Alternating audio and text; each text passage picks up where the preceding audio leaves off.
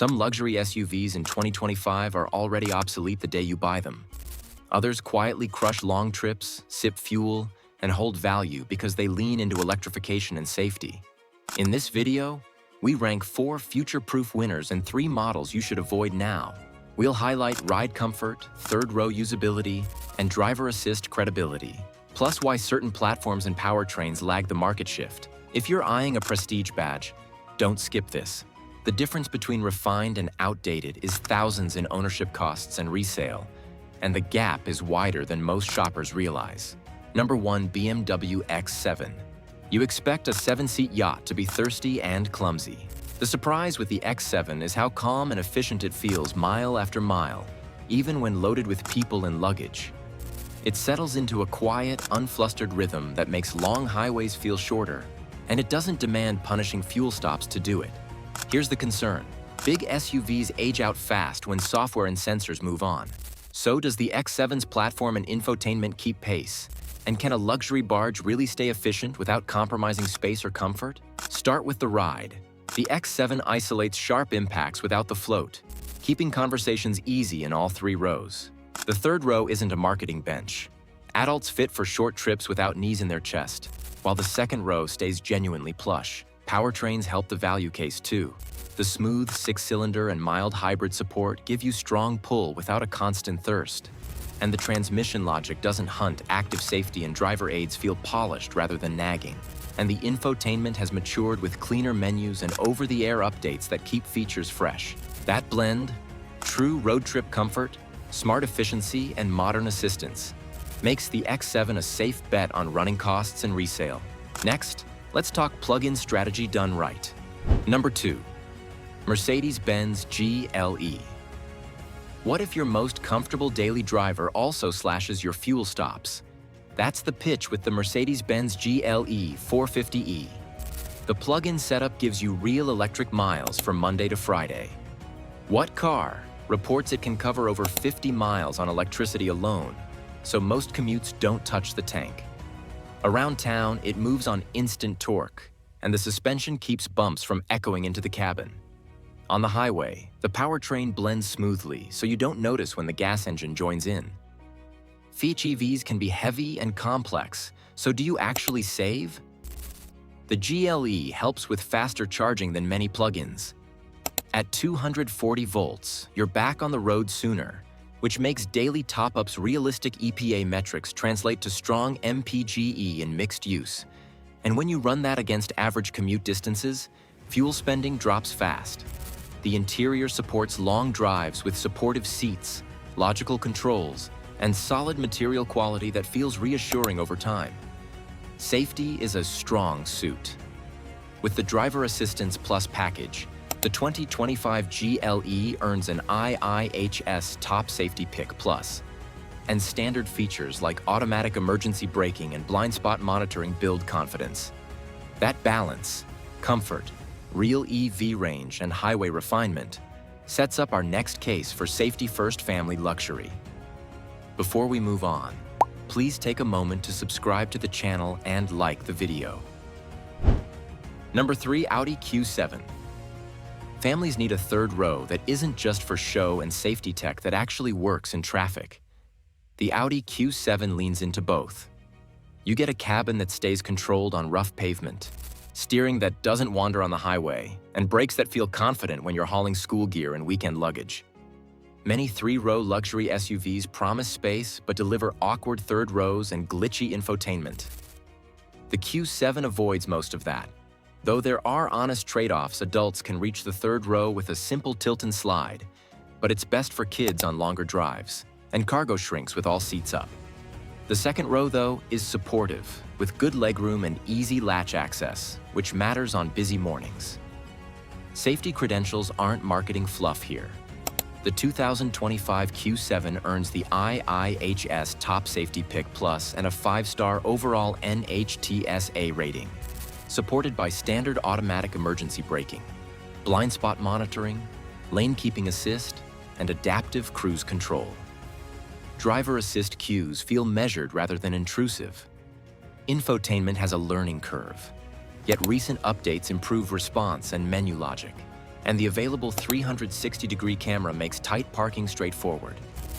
That combination, real safety performance, composed dynamics, and family-friendly usability, makes the Q7 a rational, future-proof choice. Now, let's switch from safety first to performance hybrid thinking. Number 4. Porsche Cayenne. Hybrids aren't just about MPG. Some are about torque, pace, and composure. That's why the Porsche Cayenne E-Hybrid stands out. You tap the throttle and get instant electric shove, then the gas engine piles on quietly.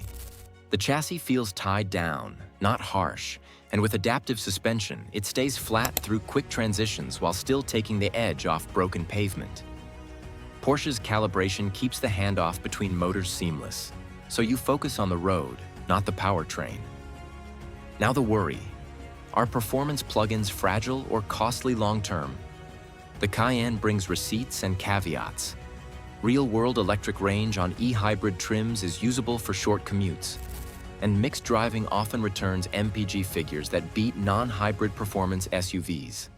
Handling tests consistently praise steering precision and body control, and the 2025 lineup adds the GTS with a V8 for buyers who want more edge. Reliability signals are mixed. A JD Power score of 82 out of 100 is reassuring, yet a what car? Survey flagged 2018 to 2023 Cayenne issues in plug-in models, including 12-volt and drive battery faults. On the money side, residuals are strong, with regular Cayenne models retaining over 53% after 3 years. Net result? Thrilling today, aligned with tomorrow's efficiency demands. Let's pivot to what happens when the equation goes wrong. Number 1. BMW XM. A 6-figure M-badged plug-in hybrid sounds like the future. So why is the BMW XM on the avoid list? Because the promise doesn't match the price you're paying for headline power and exclusivity. But the ownership story raises too many red flags for 2025 buyers who care about value and comfort. Start with the mass. The XM's hefty curb weight blunts agility and feeds mixed feedback on ride quality and steering feel. That weight also drags on the plug-in hardware, which delivers limited real-world electric range for the money, undercutting its future-proof pitch. The tech stack doesn't help. Layered infotainment menus and complex drive modes add friction day to day, and the system complexity invites reliability worries over time. Then there's the cost spiral. Insurance is high for an M-badged, low-volume PHEV, and maintenance on a complex hybrid powertrain isn't cheap. Depreciation forecasts are concerning, with niche demand and polarizing design pointing to faster drops than mainstream BMW flagships. Charging behavior in the real world often means short top-ups with little payoff, so you're carrying the weight without the savings. Net result? The XM feels like a tech sampler without the long-term value or comfort to justify its price. Let's turn to the full-size option that also misses the mark. Number 2. Mercedes-Benz GLS. The GLS looks like an S-Class on stilts, but its foundation doesn't match 2025 expectations. Big engines and serious weight mean modest efficiency, and without a plug-in hybrid option, it falls behind rivals that slash fuel use on short trips. Did you know buyers are shifting fast toward PHEVs for lower running costs and city compliance? Software updates help, yet infotainment refreshes, and ADAS tweaks can't make up for a powertrain strategy that leans on displacement instead of electrification. You get space and presence, but the market now rewards range and efficiency. Here's the kicker. Real-world fuel economy lags plug-in competitors, and ownership math gets tougher as fuel prices and congestion rules bite. Cost of ownership models flag higher running costs from complex air suspension, plus big tire and brake bills. When air springs or compressors go, repairs aren't cheap. Third-row comfort is genuinely good for adults, but that win can't offset the absence of a credible PHEV. Depreciation trends for full-size luxury SUVs without electrification show faster drops as buyers chase lower taxes and access perks tied to PHEVs/EVs. without a strong electrified variant.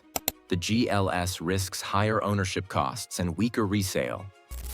Next, let's look at style that struggles to justify those trade-offs. Number 3, Audi Q8.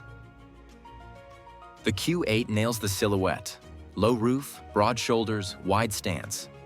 But is coupe SUV cool enough in 2025 when buyers expect electrified efficiency and software that ages well? Here's the tension. With the Q8 e-tron sitting alongside it, the gas Q8 feels dated. You get similar infotainment and driver aids, but without a meaningful plug-in option, you're staring at higher fuel bills and weaker compliance as cities tighten rules.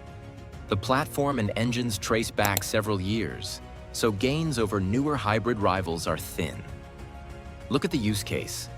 Compared to its 7-seat sibling, the Q8 trades rear headroom and cargo flexibility for style, and that limits family versatility. With the same basic infotainment approach, there's no tech edge to balance the practicality hit. Efficiency is the deciding factor. Without a compelling PHEV or full hybrid, the Q8's real-world economy trails newer systems, which dents ownership math and resale. Forecasts in markets with strong EV/PHEV uptake also point to faster depreciation when an electrified alternative exists on the same showroom floor. Mini payoff. Handsome but inefficient, the Q8 struggles to justify itself as the market pivots to EVs and PHEVs. Keep that thought, because the finale ties value, safety, credibility, and electrification into one clear buying play. Future-proof luxury in 2025 comes down to 3 things: credible electrification, proven safety, and software that doesn't age out. Miss any of those, and depreciation hits harder, ownership costs climb, and resale weakens fast. So before you buy, check real-world economy, EV range, and crash performance. Spec the plug-in or efficient engine, because buyers and policies are moving that way and values follow.